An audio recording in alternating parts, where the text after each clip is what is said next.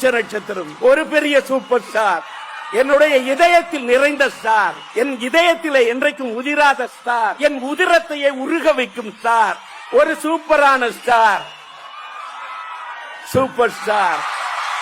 ஓ, வாழ்க்கையில ஜீனினா தான் இனிக்கிற கதையா? இனிக்கிறது ஜீனி மட்டும் இல்ல, தமிழ்நாட்டுக்குள்ள இந்தியாவிலே இனிக்கிற ஒரே ஜீனி அது ரஜினி.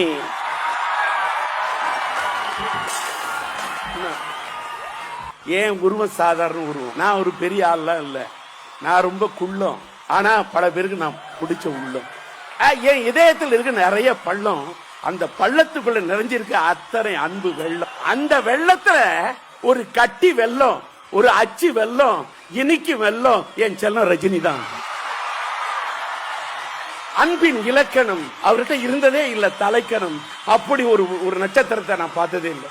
நான் வாழ்க்கையில திரையில பார்த்து, தரையில உட்கார்ந்து, தரத்து டிக்கெட்ல உட்கார்ந்து, அண்ணாந்து பார்த்து, விசில் அடிச்சு, கை தட்டி ரசிச்ச அவர் நடந்து வந்தா என்ன மியூசிக், அவருடைய முடி அப்படி கோதுனா என்ன மியூசிக், அப்படி கைய விரல சொடக்குனா என்ன மியூசிக், அப்படி சுத்துனா என்ன மியூசிக், அப்படி போட்டு இந்த யாருக்கு இந்த தலைமுடிக்கே இப்படின்னா இன்னைய வரைக்கும் 50 வருஷம் நடிக்கலாம், வேற வேற வேற வேற வேற வேற கதாபாத்திரத்தில் நடிக்கலாம். இன்னைய வரைக்கும் கடைசி வரைக்கும் நின்ன இன்னைக்கு ஸ்டாரு, கதாநாயகன், ஹீரோ, யாராவது முன்னாடி நிக்க முடியுமா அப்படின்னு நின்ன ஒரே ஸ்டாரு, ஒரே ஸ்டாரியா இந்தியால யாராவது கடைசி வரைக்கும்? அப்பா வேற கேரக்டருக்கு மாறுவாங்க.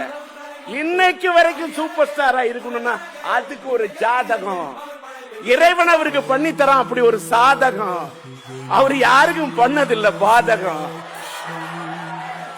அது ஒரு யோக ஜாதகம். நான் விட்டுறேன், அவர்கிட்ட நான் ஜோசியெல்லாம் பேச அவருக்கு தெரியும்.